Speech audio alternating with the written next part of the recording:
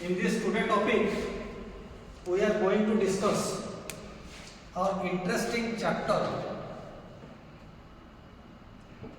called compass surveying. So, what exactly compass surveying means? Before going to start compass surveying, I would like to tell you a small story. Who discovered India?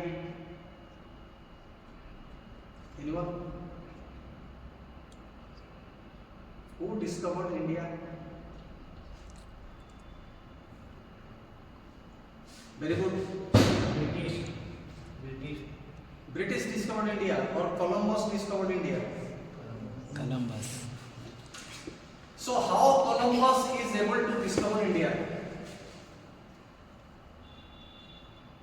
By mistake. Actually he is not coming to India, but due to some technical issue, he landed in India. And anyone, what is the technical issue? The technical issue is the compass.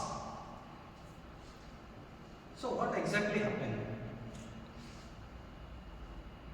The members of the team are not able to read the reading of the compass properly. As a result, he wants to visit other place, but by default he reached India. So what exactly is the compass? If we talk about a compass is an instrument which gives direction. So in surveying, what is the importance of direction? Anyone? What is the importance of direction? By direction we mean here in which way? Right? As in your school, you are able to know, and you are all of you well known what is an angle. Here it is written, an angle is defined as the amount of turning of a line revolving about one of its extremities in one plane from one position to another. It is of two types, one is the horizontal, another one is the Vertical. But it is not mentioned in which direction. When an angle along with a particular direction is added, then it becomes a Bearing. So what exactly is an angle and what exactly is a bearing? The major difference between a bearing and an angle is a bearing always represents a horizontal angle. It is not for a vertical one. Whereas an angle is horizontal and vertical both. That is the major difference between an angle and a bearing. So what exactly is a bearing? A bearing in simple language is an angle but along a particular direction. Here it is written the bearing of a line is its horizontal angle which it makes with some reference line, and that reference line is known as meridian. So what exactly then meridian is? A meridian is a reference line from where bearings are taken. Right? Yes. Now what is the major difference between a bearing and a meridian? Anyone? How will you differentiate between a bearing and a meridian?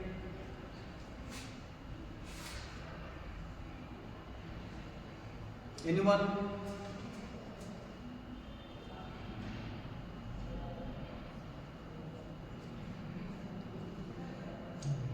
We can treat like this. Without a reference line or a meridian, it is not possible to take bearing. So in order to find a bearing, you must have a meridian, and that meridian is your reference line. As you all know, in order to have an angle, you must have two lines or two sides. But in case of a bearing, with a single line, yes, we are able to take or to make bearing or to observe bearing. How? Because your reference line is one line and your given line is another line. So 1 plus 1 is the two lines. Now, meridian is further divided into three. First one is the true, then magnetic, then orbital. So what is true meridian? The true meridian says the point of intersection of the earth axis and the surface of earth are known as the north geographical pole and south geographical pole, as you all know. The true or geographical meridian passing through a point on the earth's surface is the line in which the plane passing through the given point and the north and south pole intersects the surface of the earth. The direction of the true meridian at a given place is always constant. It never changes. The direction of a true meridian never changes. Second one, the magnetic meridian. The direction indicated by a freely suspended and properly balanced magnetic needle. So how will you know? How will you know it is properly balanced? From local attraction. Properly balanced here means if the magnetic needle is suspended from its center of gravity, that is CG, or the middle portion of the magnetic needle, if we suspend it, then it is known as the properly balanced. It is two parts. One, freely suspended and properly balanced. Freely suspended here refers to no presence of local attraction. And properly balanced means it must be suspended from its center of gravity so that its weight should and must be equal.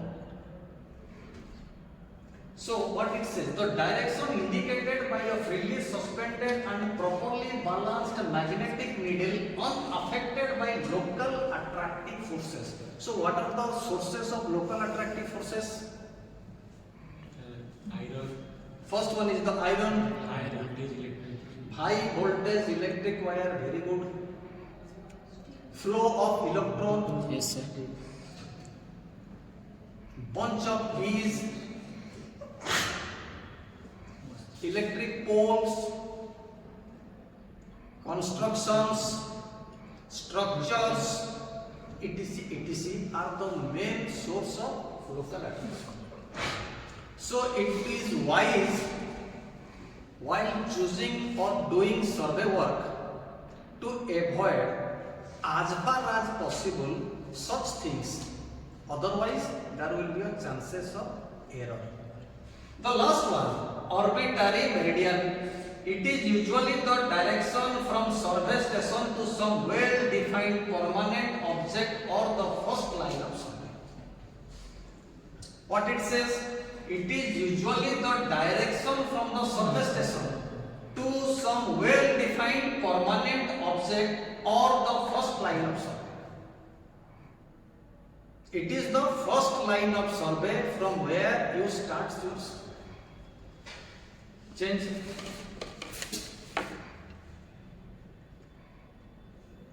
Now, so these are designation of bearing. What exactly designation means?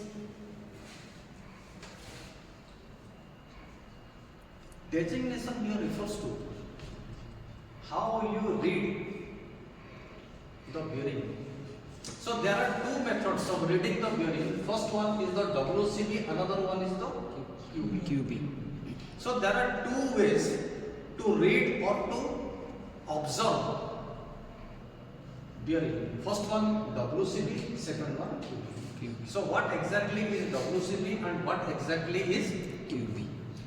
WCB here refers to whole circle bearing. So what is whole circle bearing? Whole circle bearing here means when the bearing is taken, when the bearing is taken like a whole circle. What does it mean? It means if the bearing is taken only from the north in a clockwise direction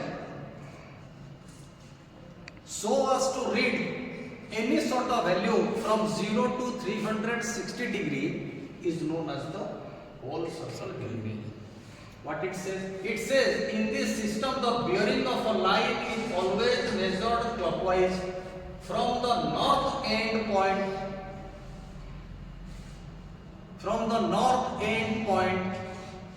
of the reference meridian towards the line right round the circle. So right round the circle means in a clockwise direction. In order to complete a circle, that is, it may have any value from 0 to 360 degree. Why? The reason is, the answer is very simple, because it starts from north and may end at northeast. So this way it can form a complete circle. Right? The second one, quadrantal bearing. Quadrantal bearing here refers to, you can take or start from north or south towards east or west, clockwise or anti-clockwise. Which one is nearer? If the point is nearer to south, then starts from south in place of north. If the point is nearer to east, then from south go towards east in an anti-clockwise direction. If you starting from north and the point is nearer to west, then starts from north, move in an anti-clockwise direction towards west. It may have any value from 0 to 90. Why? Why it has any value from 0 to 90 degree only, not more than 90 degree?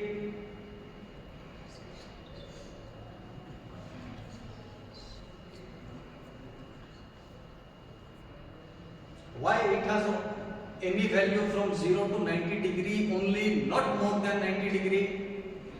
Because the name itself suggests it is quadrantal, means one quadrant, that is 0 to 90, 90 to 80.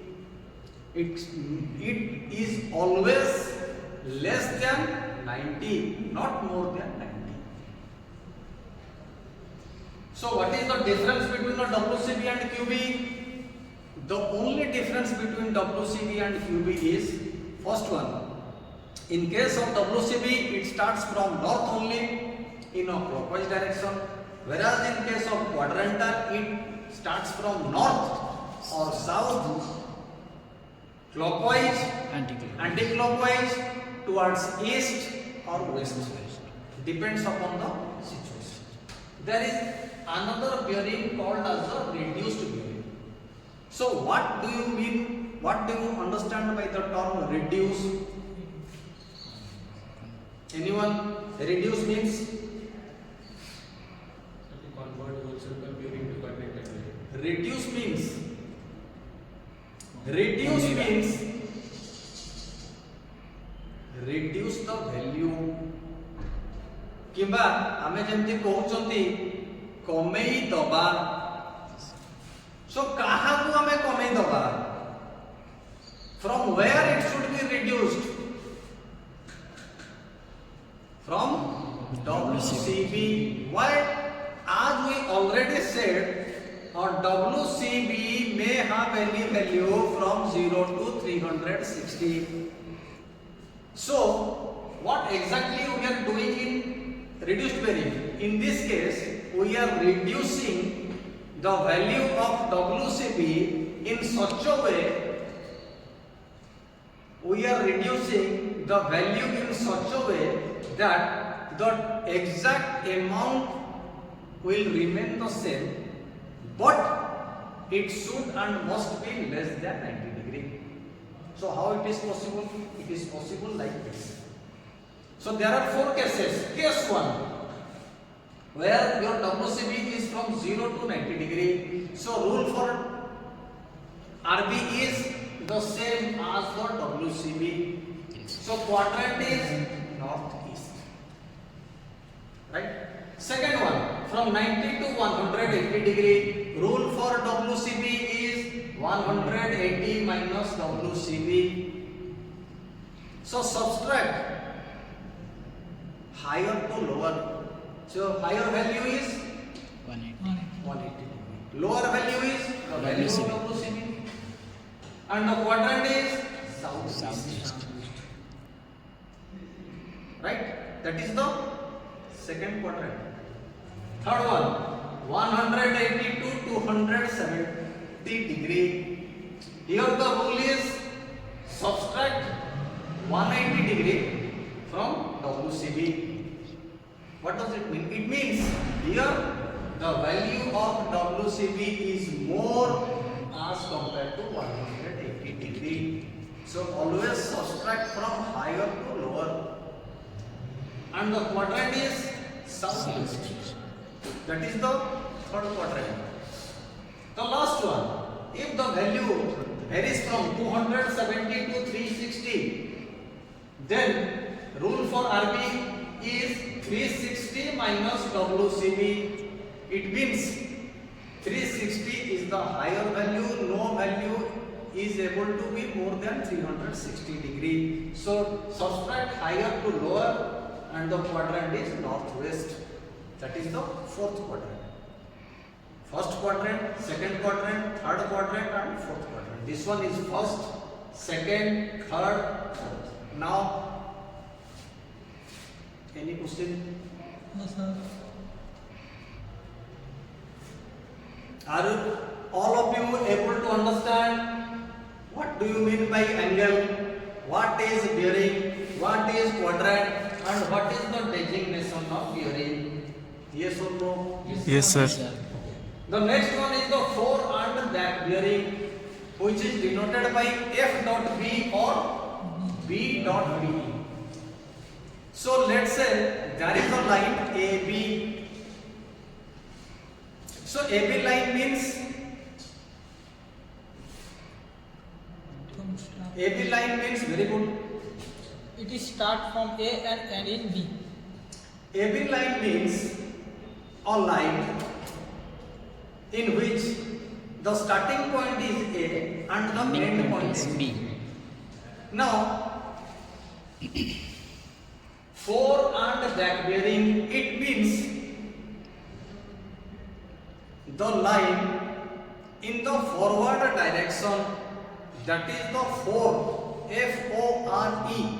Fore here refers to forward direction. If AB is the line, you start from A, end at B, that is the fore bearing of line AB. And if you start from B and end at A, that is the back bearing of line AB. AB, not BA.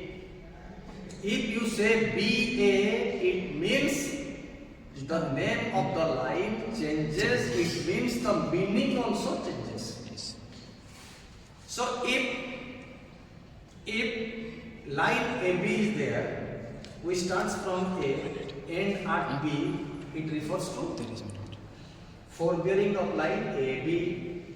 Secondly, if we start from B of line AB and ends at A, it refers to the back bearing of line AB. AB. AB.